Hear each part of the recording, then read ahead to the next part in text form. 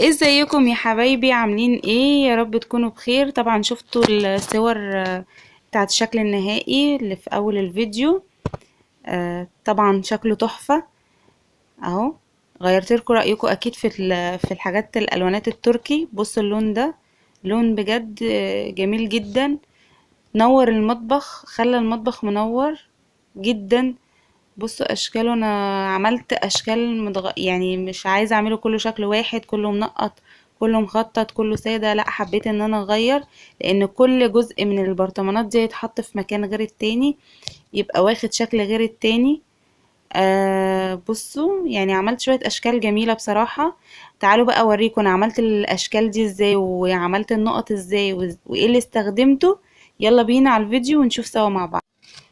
النهارده بقى يا حبايبي اهو استنينا كده عليها لما نشفت خالص. بصوا بقت ناشفه خالص، ما فيهاش اي حاجه اهي.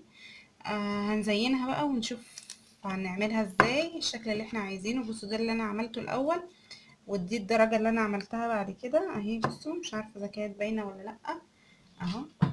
بصوا يعني، بصوا دي من دي اهي. دي الدرجه اللي انا كنت عايزاها اصلا، دي اللي طلعت معايا الاول.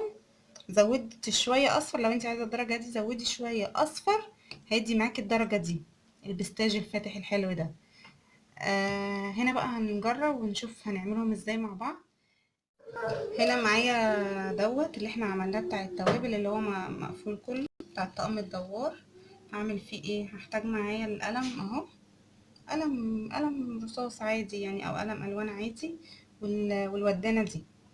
هعمل ايه معايا اهو؟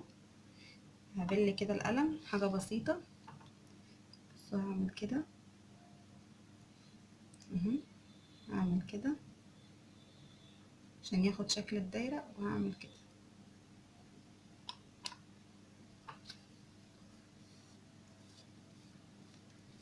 مبقوش مظبوطين معايا. بصي انت عادي اتلخبطتي، هو هنا يتمسح. حلاوه ان احنا نسيبنا دي تنشف قوي، عشان اي حاجه تتلخبط معانا نمسحها عادي خالص اهو.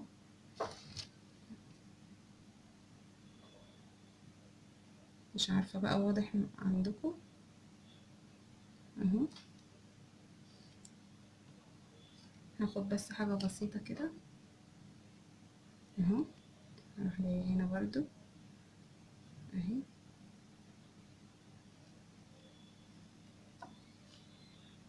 هنا اهي.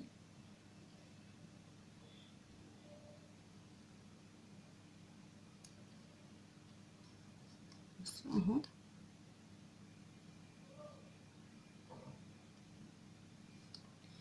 فايده الودانه بقى دي هنا ايه؟ ان انتي اي زيادات، بصوا تحس ان هي هتسيل. لو حسيتي ان هي هتسيل حطي بس كده اهو. بصوا دي هتسيل، هعمل ايه؟ امسح كده، همسح عادي خالص اهو.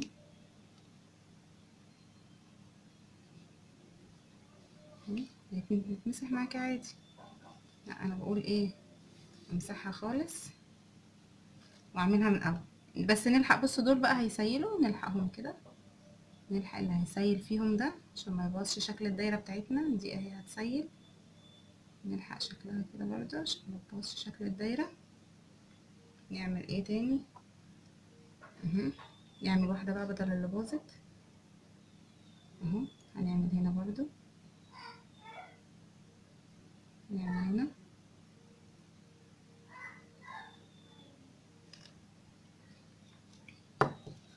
اهو. بصوا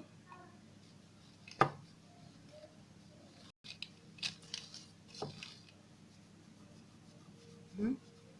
همسح اللي اتبهدل ده خالص عادي خالص اهو. الفترة دي اهو. هعمل ايه؟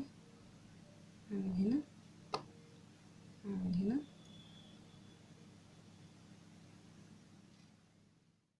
وهنا يا حبايبي بقى خلاص اهو. بصوا بعد ما خلصت عملت طبعا الاشكال اللي تعجبني انا. كل واحد حر بقى تعملي الاشكال اللي انت تعجبك برضو. انا ده حبيت ان انا اسيبه سادة كده. التضليعة بتاعته دي يعني عجبتني، هي لوحدها اصلا كده مديه شكل حلو. التضليعة دي اهي، دي انا سبته سادة، ده سبته سادة. دول بتوع اطقم التوابل اهو. اهو بتاع توابل الدوار، عملته منقط كده والغطا بتاعه ابيض اهو. احط هنا الستيكر اللي مكتوب فيه فلفل، كمون، ملح، بهارات اللي انا عايزاه. ودي ازايز الزيت اهي، حبيتها برضو كده مخططة عشان تبين لي اللي جواها زيت ولا زيت زيت ولا خل اهي. والتانية برضو زيها، واحدة هخليها للزيت اهي، واحدة هخليها للخل، هما الاتنين دول. وهنا دول عندي حبيتهم كده يبقوا سادة من النص اهو. بصوا حبيتهم يبقوا كده تغيير، يعني مش عايزة كله يبقى شكل واحد اهو. ده كنت نسيت اعمله اهو، فانا دهناه دلوقتي وسايباه ان هو ينشف. هعمل فيديو كور حلو قوي هبقى اوريهولكم معايا. دي برضو اهي زيها. ده برضو حبيت ان انا اسيبه من النص كده سادة. دول بقى برضو حبيت فيهم فكرة التنقيط دي، خليتهم منقطين. بصوا التلاتة شكلهم جميل ازاي اهو. التلاتة دول منقطين، هما طقم تلاتة اهو. دي انا حبيت اخليها سادة كده، اللي هو بتاع النسكافيه. بصوا رسمة النسكافيه، يعني رسمة برطمان النسكافيه حلو اصلا، انا حبيت اخليها سادة. وحابة ان انا هبقى احط عليها ستيكر من هنا كده بتاع النسكافيه، يعني هقصه وهحطه. وده برضو اهو اللي هو المدلع ده، حبيت ان انا اخليه كده. دول برضو حبيتهم يبقوا مخططين اهو اهو. والطوال برضو اهو. حبيت يعني حبيت تغيير، يعني اللي سادة واللي مخطط واللي منقط، يعني حبيت ان انا اغير في الشكل، ما يبقاش كله شكل واحد عشان العين ما تزهقش اهو. طبعا ده مش على المطبخ، يعني انا بصوا فرشة مشمع اهو. ده كل ده مش على المطبخ، حاطه ديت عشان ينشفوا براحتهم ويعملوا يعني كنت شغاله عليها براحتي اهو. بصوا الشكل.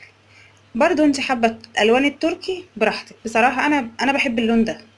يعني الالوان التركي هاديه ورقيقه وكل حاجه، بس يعني مش هخلي مطبخي كله بامبا وموف والحاجات ديت، لا. حبيت برضو ان انا اعمل اللون اللي انا بحبه، مش عشان دلوقتي الموضة طالعة التركي ان انا اخلي المطبخ بتاعي كله تركي، لا. انا اخلي المطبخ بتاعي بالشكل اللي انا حباه، الحاجة اللي تريحني، اللون اللي انا بحبه. يعني انا شايفة ان كل واحد المفروض ان هو يعمل في مطبخه الحاجة اللي تريحه، الحاجة اللي هتعجبه وهتخليه واقف في المطبخ مبسوط، لان احنا اغلب وقتنا بنقضيه في المطبخ. فاعملي الحاجة اللي انت تحبيها، ما تعمليش الحاجة اللي طالعة موضة وخلاص. يعني زي اللبس اللي بيلبس على الموضة وخلاص، والحاجة مش لايقة عليه، مش لايقة خالص، بس عشان خاطر يلبس على الموضة. لا، انت اعملي الحاجة اللي على الموضة بس لو تليق او تحبيها. انا بصراحة حابة اللون ده وشايفاه ان انا في مطبخي هينور جدا. وحابة برضو ان انا ان شاء الله اعمل لكم جولة في المطبخ بالالوانات الجديدة اللي انا عاملاها، بالمشتريات اللي انا اشتريتها وازاي نظمتها وازاي رتبتها في المطبخ. واوريكم برضو مطبخي، يعني للي حابب ان هو يتفرج عليه، اللي حابب ان هو اعمل له جولة في المطبخ ياريت يقول لي رأيه. واللي مش حابب خلاص، يعني انا لو لقيت الاغلبية حابين ان انا اعمل الجولة في مطبخي هعمل اهو. بصوا والله حكاية الالوان دي حرية شخصية، انا ما بجبركيش تعملي اللون ده زيي، لا، ممكن تعملي نفس الفكرة بس بالالوان التركي براحتك. براحتك، مش اجباري، مش بجبرك. لا يا حبيبتي، كل واحد لازم يعمل الحاجة اللي بتريحه. يا رب النهاردة الفيديو يكون عجبكم ويكون ذوقي انا عجبكم. لو عجبكم ذوقي وعجبكم شغلي اللي انا تعبت فيه، بجد بجد تعبت فيه، معايا اطفال صغيرين، بجد بجد تعبت فيه جدا عقبال ما خلصته كده. يا ريت تشجعوني باللايك والشير والسبسكرايب عشان خاطر يبقى عندي حافز ان انا اعمل اكتر واوريكم حاجات اكتر اهو. يا رب الفيديو بتاع النهاردة يكون عجبكم يا حبايبي.